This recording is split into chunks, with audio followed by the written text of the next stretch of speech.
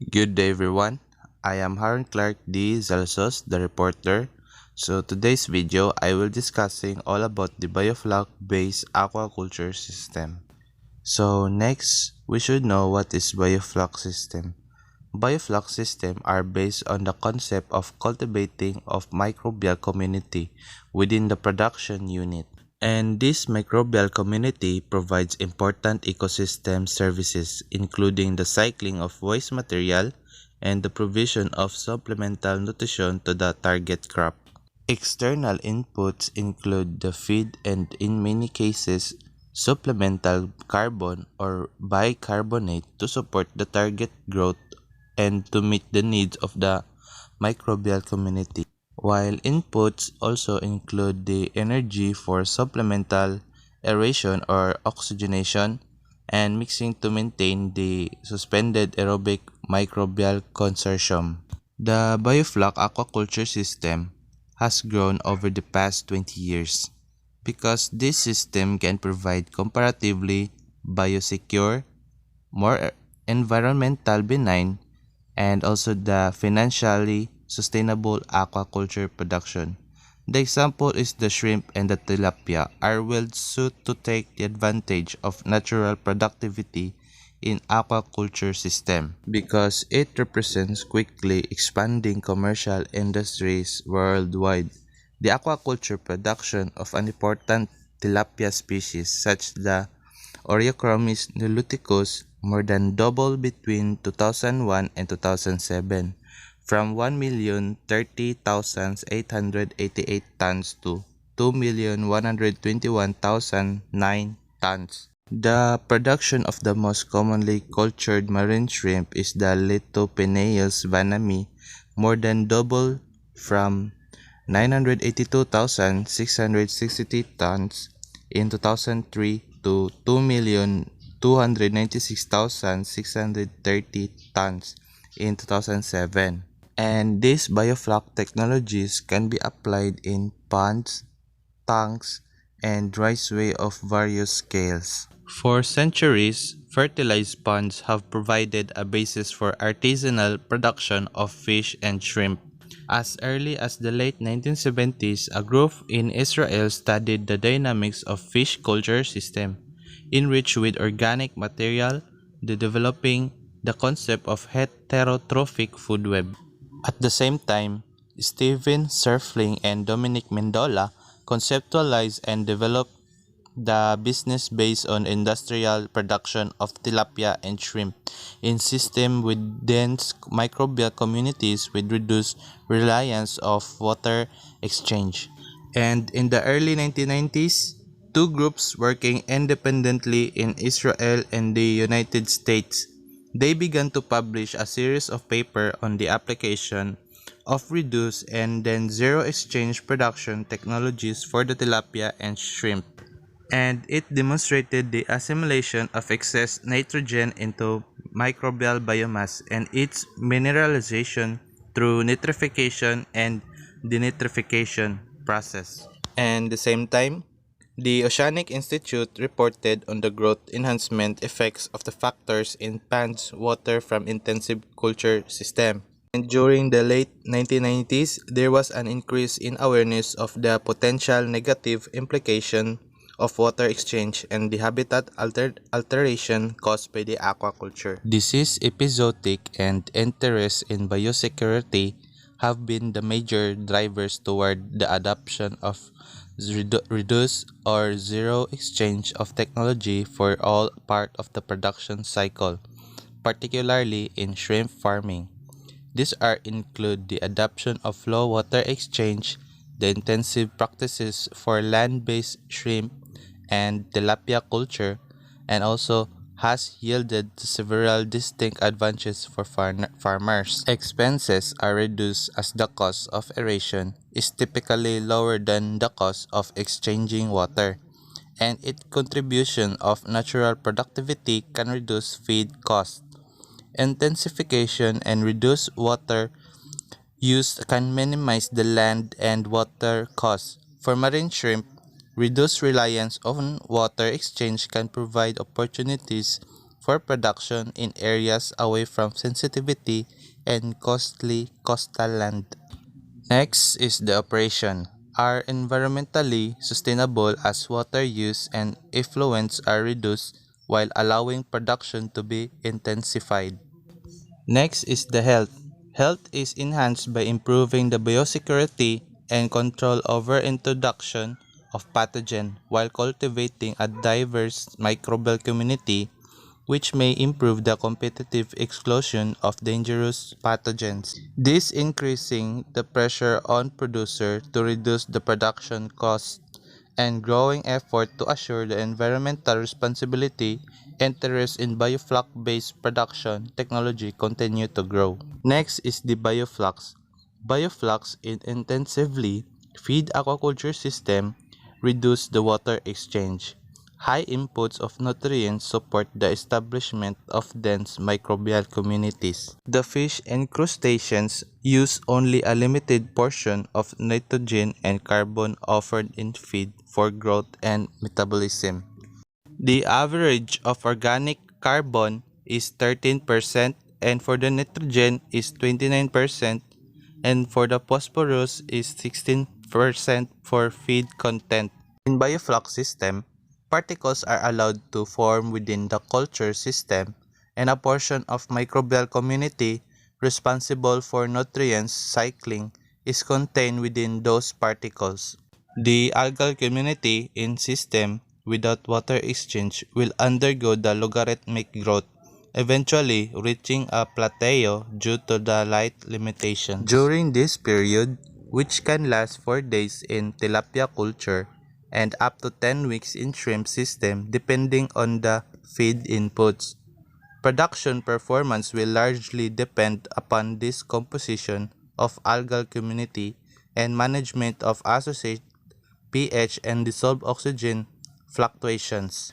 With appropriate mixing and aeration algae, bacteria, the zooplankton, the feed particles, and fecal matter remain suspended in aerobic water column and naturally flocculate together with the forming the particles that gives the biofloc culture system their name. These flocks are held together by the physico-chemical forces of attraction and a matrix of polymers composed of compounds such as polysaccharides, proteins, and humic complex. This figure is a biofloc particle at 100 times magnification. These contain several algal species and likely contains multiple bacteria and fungi genera. These microbes are grazed on by zooplankton. Shrimp and tilapia may be able to consume these particles and gain nutrition from them, thereby reducing the feed cost. So next, there are organisms found in biofloc. The following are: first is the macroalgae. Macroalgae can be found in biofloc system and it can be seen growing near the surface on the structures in the water but quickly grazed by the shrimp or fish. And the microalgae are found in biofloc particles and as free living cells. Small chlorophytes like the green algae, such as the Nanochloropsis sp, are frequently concentrated within the biofloc. And most algae can assimilate the ammonia nitrogen to make the cellular proteins and they can photosynthesize in the presence of the light. Next is the diatom. Diatom contains the high levels of essential fatty acids, the eicosapentaenoic acids, the EPA, and the docosahexaenoic acids, the DHA, providing a potential nutritional advantage for culture animals. And they can be found both in and outside of the biofloc particles and have been implicated in improving the shrimp growth. This toxic algae can also occur in any aquatic system and biofloc system. This harmful algal bloom or dahab taxa such as Pfiesteria physicida have been identified in biofloc system at WMC, but no negative effects on the shrimp, fish, or humans were detected. These are small, like free-swimming heterotrophic dinoflagellates are uncommon in biofloc system. The common group of the potential harmful algae are the cyanobacteria, also known the blue-green algae. Many of the cyanobacteria in biofloc system, such as the Cyanococcus sp, are pico-sized with less than 2 micrometer and seems to be contained primarily within the biofloc particles. Removing some portion of the biofloc may increase the light penetrations and reduce the cyanobacteria abundance, helping to select against the cyanobacteria and favor more beneficial algae. And the zooplankton are important in assemblage in biofloc system, as they consume both bacteria and algae may then be consumed by the shrimp and fish. Diverse arrays of the zooplanktons are found in biofloc system. Next is the oxygen dynamics. The dissolved oxygens, or the DO, is always one of the most critical water quality parameter to be monitored in the cultivation of the aquatic organism. Culturing the organism in biofloc systems requires that close attention especially to be paid in the dissolved oxygen. In addition to the oxygen requirements of the shrimps or fish being cultivated, the rich microbial community also consumes to the dissolved oxygen at significant rate. And it is also essential that the system have an emergency backup to supply the oxygen in the event of the primary oxygen source. Other studies have found the microbial oxygen demand to approximately equal of the shrimp through the grow-out period. And the tilapia culture in biofloc system is associated with the higher oxygen consumption by the fish, since the fish biomass is in the order of 10 to 30 kilograms per cubic meter. The simple equation for oxygen required by cultivated organism is that of the aerobic respiration in general, the C6H12O6 plus 6O2, which is sugar plus oxygen, and the carbon dioxide, which is the 6CO2 plus 6H2O, which is the water and the energy. And this is true of the multicellular target species as well as the single-celled bacteria, the fungi, algae, and the microinvertebrates that comprise a biofloc community. The biofloc communities contain the photoautotrophic, the chemoautotrophic, and the heterotrophic microbes. Which of these dominates depends upon the amount of the organic loading entering the system through the feed inputs, other organic carbon inputs, and the removal or the cropping of the biofloc particles from the system. At low densities, relatively little feed input will be required. This means that relatively less uneaten feed, less feces, and fewer microbes will be available to form biofloc solids. Under such condition, given the sufficient dissolved organic nutrients, it is possible for the photosynthetic communities dominated by the chlorophytes and the diatoms to flourish. The abundant photoautotrophic organism in these situations can supply the considerable indissolved oxygen to the system during the daylight hours in accordance with the general equation for the photosynthesis. The carbon dioxide plus the water plus the solar energy and the sugar plus oxygen. The dissolved oxygen supplied by the photosynthetic components may be sufficient to fulfill the requirements of the target species and the biofloc during the daylight hours, potentially remaining above the critical levels through the night if the stocking densities are low. However, at high stocking densities and feed loadings, the dissolved oxygen will have to be mechanically supplied at night and during the periods of prolonged cloudiness. As stocking density and hence nutrients loading rates via the feed increase, the biofloc systems become increasingly dominated by the bacteria and the photoautotrophs decrease in importance. And it is a great advantage of biofloc system in efficiency with which the microbes can process the noxious nutrients released by the target species. Feeding is providing the sea loading rates below 9 grams carbons per meter squared. A photoautotrophic community is likely to dominate. However, as organic sea loading rate exceed 12.5, a biofloc algal population decrease and the system become increasingly dominated by the bacteria. In most pond systems for shrimp and tilapia, aeration can be provided by the paddle wheel or the aspirator. Aerators that also provide for mixing and resuspension of organic material. Aeration rate can be generally estimated based on stocking densities or calculated as a function of feeding rates. It is estimated about 375 kilograms for each horsepower aeration's capacity, but it reports the available higher energy efficiency is up to 1000 kilograms per horsepower. Most commercial shrimp biofloc ponds have an area in the range of 1000 to 20,000 meter squared.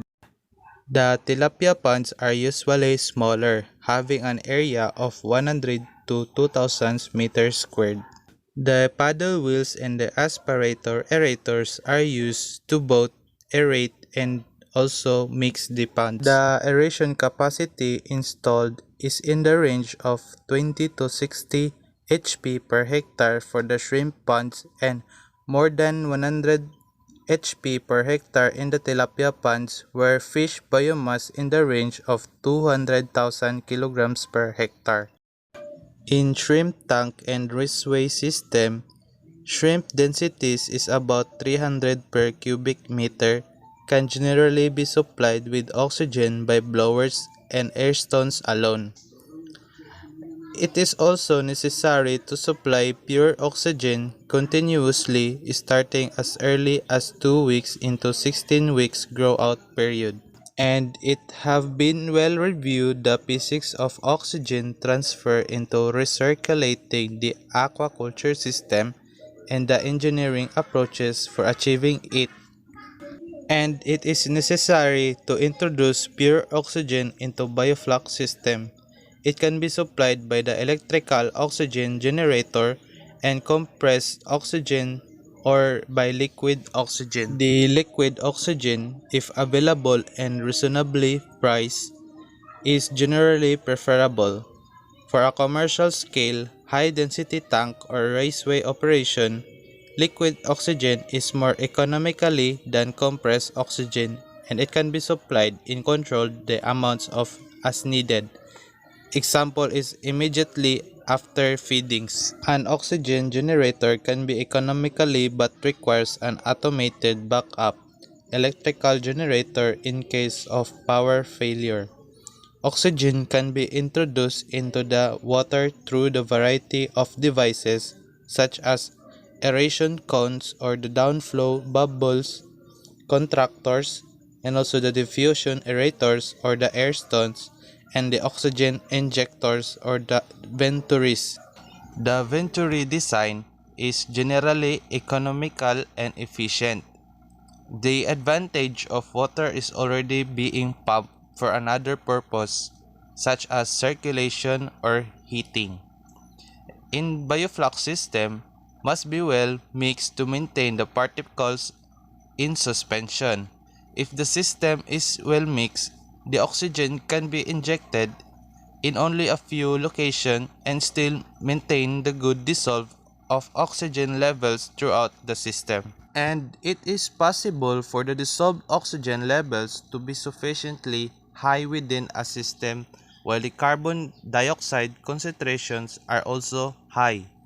In super intensive shrimp raceway, The carbon dioxide levels of 80 mg per liter have been measured at the same time that the dissolved oxygen levels were maintained consistently between 6 to 7 milligrams per liter because the high metabolic activity attributable to microbes and culture organism because these demands require direct oxygen injection.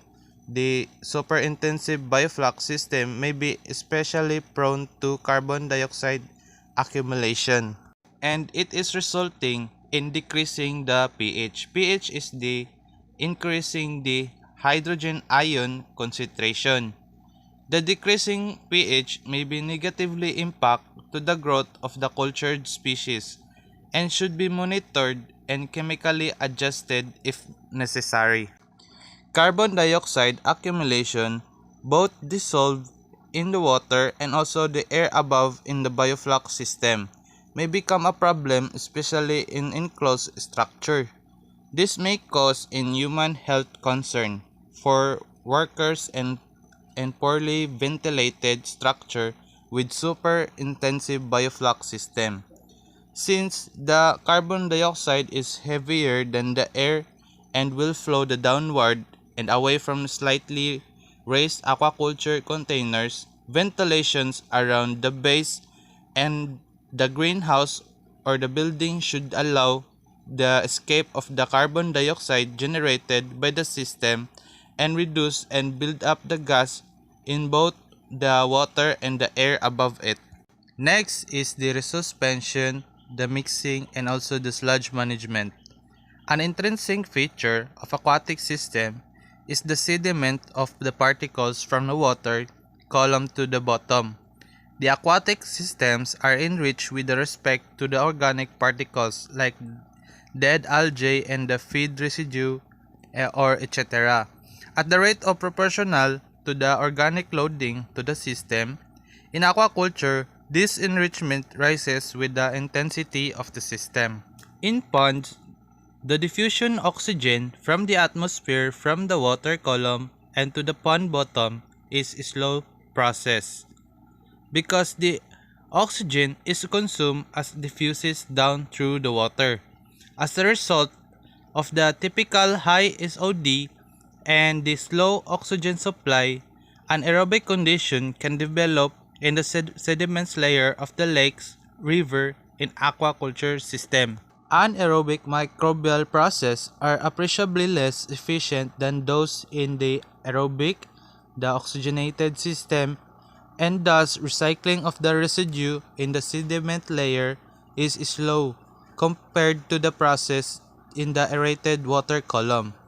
In addition, the anaerobic microbial metabolism leads to the release of the toxic reduced metabolites such as sulfides, the reduced organic sulfur compounds, and the organic acid and the ammonia. The development of anaerobic bottom layer was found to be the major limitation to increase the production in carbohydrate feed tilapia ponds equipped with the nighttime aeration to ensure the adequate nutrient cycling and further increase production. The accumulation of anaerobic bottom sludge has to be prevented. The sludge removal remediated 67% of the nitrogen added to the system in feed. It is the result of the improved water quality. In typical recirculating aquaculture system or the RAS, the suspended residues are continuously recycled through a series of water treatment components, and the sludge is collected and dumped. An alternative method is continually resuspended particles and prevent the buildup of anaerobic sediment, keeping the particles within the aerated water body as long as possible. This is the approach taken in biofloc system where the organic residue are aerobically metabolized, leading to an efficient food chain and recycling, while preventing the production of the toxic anaerobic metabolites. Demonstrated that by leaving sludge in the pond and resuspending it.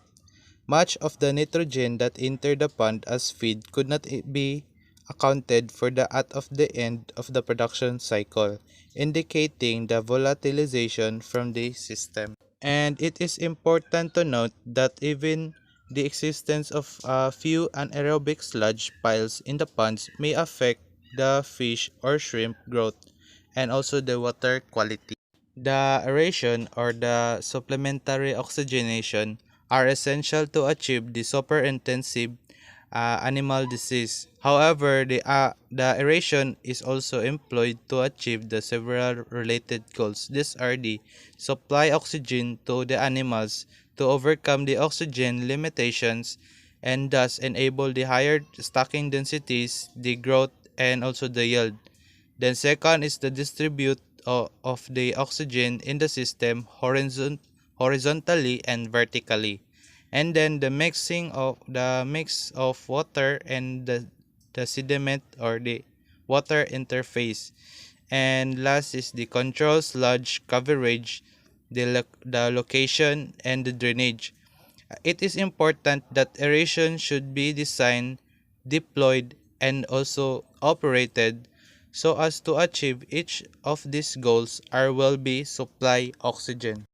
In pond system, achievement of this goal is depend upon the proper selection and also the planning of aeration capacity, the aerator type, the location, and the operation mode, as well as the appropriate pond design. The ponds should be designed to allow for the optimal drainage of the sludge between or within growing the cycles. Since the sludge production is difficult to avoid, the pond should be designed to the limit of the aerial coverage of the sludge and the sludge depth. The issues related to disposal of the sludge, the drain pre or post harvest need attention. The sludge contains the high concentration of nutrients, reactive organic matter, and also the offensive reduced components. Sludge from freshwater system can be used as a high-value soil amendment. Sludge from marine shrimp ponds on the other hand contains salt, which precludes the most land-based application. And also, sludge can be used to produce the biogas in anaerobic reactors in case where the ponds is situated near the extensive ponds. The daily drain sludge can be transferred to the extensive pond and can serve as a fish feed supplement. And more work is to be needed to develop the methods and regulation to make the sludge disposal or reuse more sustainable. Next is the nitrogenous waste products. An intrinsic feature of intensive aquaculture system is the buildup of inorganic nitrogen in the water. 20 to 45% fish and shrimp feeds contain the high levels of protein. Approximately 70 to 75% of the protein nitrogen in the feed provided to the cultured organisms is released into the water, either as an eaten feed to be broken down by the microbes or as the metabolic waste products. This nitrogen dissolves into the water as the total ammonia nitrogen or the TAN. The equilibrium is established in the water between the unionized or the NH3 and the ionized, which is the NH4 positive, dependent upon the pH or the salinity and the temperature. The ammonia is the lethally toxic to the most organisms, and even the low concentrations can retard the growth. Thus, the concentration must be kept as low as possible. The nitrogen accumulation is 10 times higher for a pond holding the 5 kilograms fish per meter squared. The Biofloc system are ideally suited to the deal with ammonia because the rich microbial community can take up excreted TAN rapidly and prevent its concentration from rising to the dangerous level. The heterotrophic assimilation is an important process in most biofloc systems. The heterotrophic bacteria and other microorganisms use carbohydrates like sugar, starch, and cellulose as food to generate energy and to grow. The percent of the assimilated carbon with respect to the metabolized feed carbon is defined as the microbial conversion efficiency, and it is in the range of 40 to 60%. Nitrogen is required as an important building block of the microbial cell. Thus, the microbial utilization of organic carbon is accompanied by the assimilation of inorganic nitrogen. And this is a basic of microbial process, and practically all the microbial assemblage perform it. Based on the equation 4 and the definition of the microbial conversion coefficient E, the potential amount of microbial carbon assimilation when given the amount of the carbohydrates is metabolized with CH is where the delta of C sub mic equals the delta of C times H, then times to the percent of C, then times with the E, where the delta C sub mic is the amount of the carbon assimilated by the microorganisms, and the percent of the carbon is the content is added with the carbohydrates, which is the rough 50% of the most substrate, and the amount of the nitrogen needed for the production of the cell material. The delta n depends on the the C over the carbon over the nitrogen ratio to the microbial biomass, which is about 4.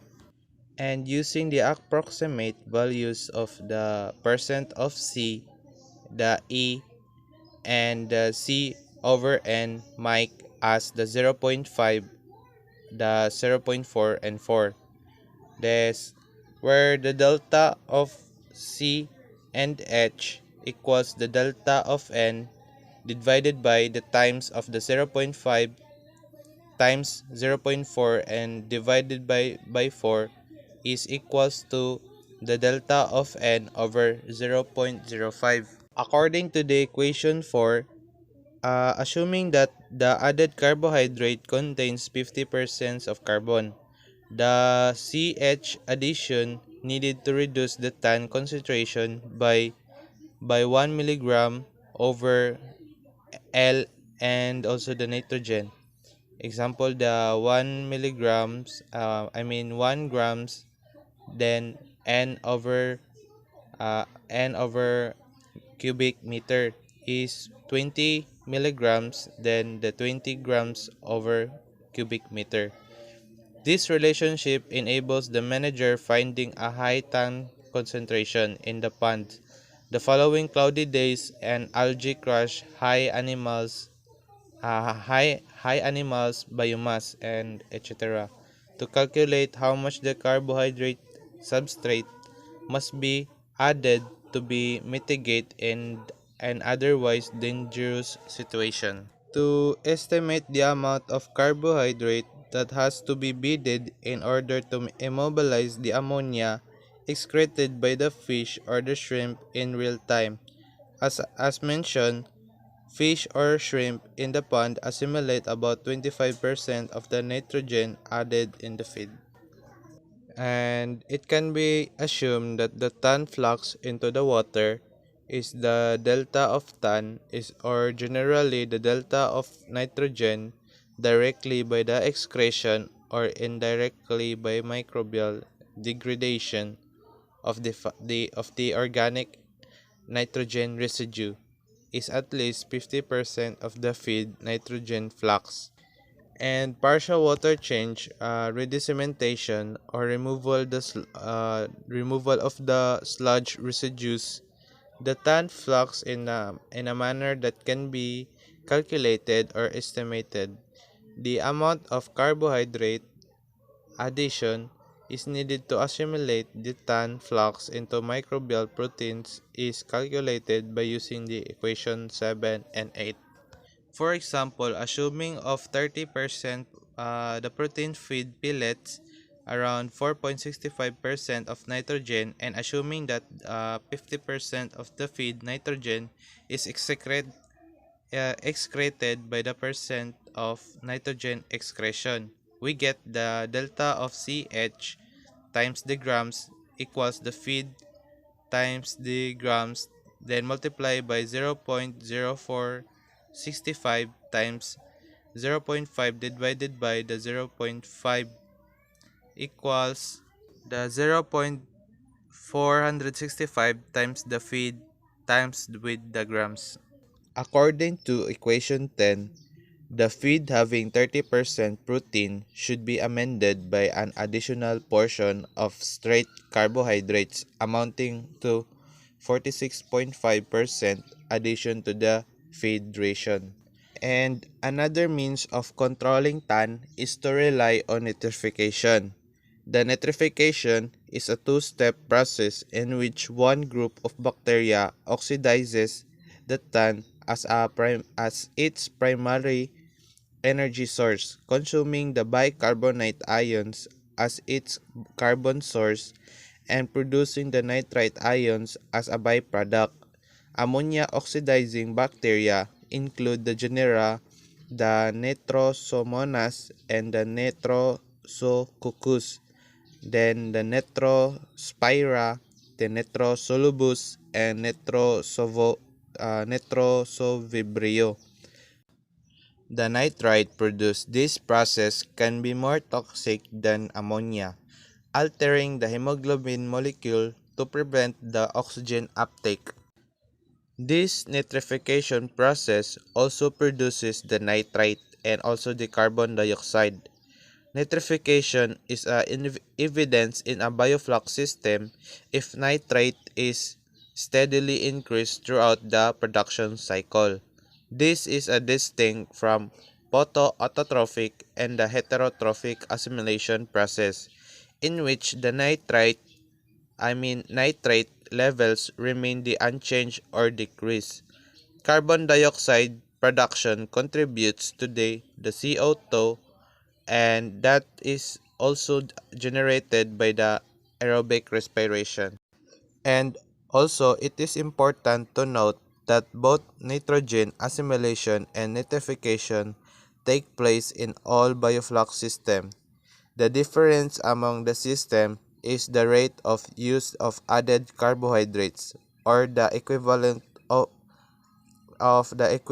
use of low protein feed and opposed to use the carbohydrate additions only occasionally when tan is too high.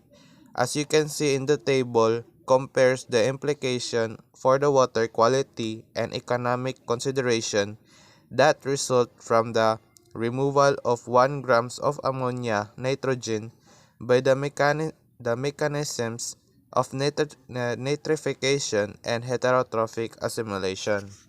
And the biofloc system are kept well aerated and mixed to avoid the development of anaerobic accumulation of organic material that might release toxic sulfide and other compounds. However, it has been speculated that the denitrification might occur at the significant levels in the oxygen-depleted interior of the biofloc particles suspended within the water column. This is a reasonable hypothesis to explain the observation that the nitrate generally does not accumulate at the rate predicted by a simple mass balance of nitrogen inputs into the biofloc system. The Anamox pathway might also occur in the process of interiors of the biofloc particles. This process the bypasses a portion of the denitrification reaction by directly converting the ammonia and the nitrate to gas. If present, the Anamox reaction and the denitrification process are probably complementary and occur the simultaneously. Next is the temperature. In any aquaculture system, temperature is correlated with the growth performance, as all cultured animal species are the poikilothermic, or the fish. This limitation constrains growing season in some areas, affecting the numbers and length of the crop cycle in shrimp and the ability to overwinter the tilapia. In tropical region with high temperature year-round, the temperature in the biofloc system is similar to that of traditional system. However, in shrimp culture, one of the most virulent viral disease is the white spot syndrome virus, has been shown to be the highly temperature dependent. Management strategies for this disease include the maintaining the pond's temperature at 29 degrees above, and these strategies often necessitate avoiding the water exchange and even enclosure of the production ponds in greenhouses. Use of the biofloc technologies is to allow the growers to maintain the pond's temperatures by eliminating the need for the water exchange. At these production levels, experimental systems are enclosed in greenhouses, which allow the better control of temperature and improve the biosecurity molded this type of system, demonstrating the significant gains in heat retention and providing a model to calculate the supplementary energy needs to run these types of system year-round in the various geographic location. As discussed below, the financial models then can be used to evaluate the opportunities round for year-round shrimp culture based on the biofloc system temperature zones to close the large market. Next is the feeds and feeding. Feeds and feeding are critical to any aquaculture operation. Feeds are the most significant part of variable cost of operating a biofloc system, and feed performance is intimately related with target crop production success both in terms of directly nutrition and in terms of effect on the water quality. And it is one of the most important trends in aquaculture nutrition. Research today is to explore the direct and indirect effects of inclusion of alternative protein sources in aquaculture diets. And these effects can include the changes in nutrition, composition, and the availability, the effects on gut health and gut microbial flora, problems with the anti-nutritional factors, and etc. When culturing animals in biofloc system, the natural productivity within the system can make important contribution to natural balance. Numerous references indicate the growth of enhancing effect of pond water in general and land culturing fish and shrimp in biofloc system in particular the demonstrated for the both shrimp and tilapia direct biofloc consumption and using the isotopes technique. And it shows that shrimp could be grown in biofloc system using feeds without the supplemental vitamins without the significant reducing the growth, and the flocks have been shown to contain the important minerals and amino acids. Thus, the biofloc can provide the important essential nutrients either to enhance the performance when using the complete feed or to allow the new direction for reduce the cost formulation by taking the advantage of flock nutritional contribution. And it showed that the nitrogen conversion efficiency from feed sources might be increased to 18 to 29% in shrimp biofloc based system. The assimilation of waste nitrogen by the microbial biofloc and the rendition by the target crop can be significantly enhance the conversion efficiency and improving the environmental sustainability and potentially increase the profitability. The efficiency of feed utilization has a direct effect on the biofloc density, the microbial oxygen demand, and the sludge production. The two strategy can be found in the literature for the managing the feed inputs in biofloc system. One strategy is focuses on the use of the nutrient-dense, high-protein feeds with the highly digestible ingredients offered with the feeding strategies, which is emphasized to control the feed conversion ratios. On the other hand, as shrimp rearing densities are increased in higher salinity system, controlling the biofloc densities and managing the waste buildup is critically important. And understanding the dynamics relationship between the feeding behavior and the feed utilization, efficiency, and the target crop and the microbial community oxygen demands is critically designing the managing biofloc system efficiency and the particularly at higher densities. Next is the economics. In terms of variable costs, as early as the middle 1990s, it was suggested that aerating the ponds can be more cost effective than pumping water to maintain the dissolved oxygen levels.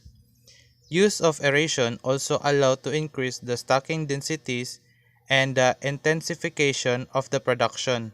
In sensitivity analysis, the shrimp culture in the Erdin ponds in Texas, it has been estimated that 90.9% of the total variation can be assumed by the variation in survival.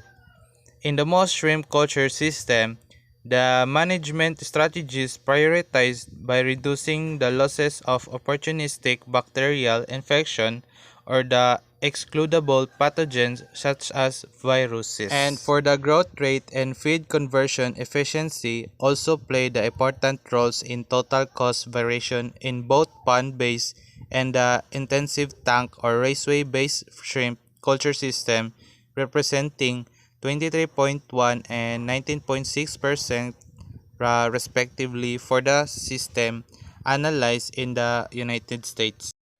And for the outlook and the research to be need, it is the most important that area of the need is an increased understanding of the complex biofloc microbial communities and developing the management technique to direct and to optimize the establishment and the stability and the control of the structure and also the activity.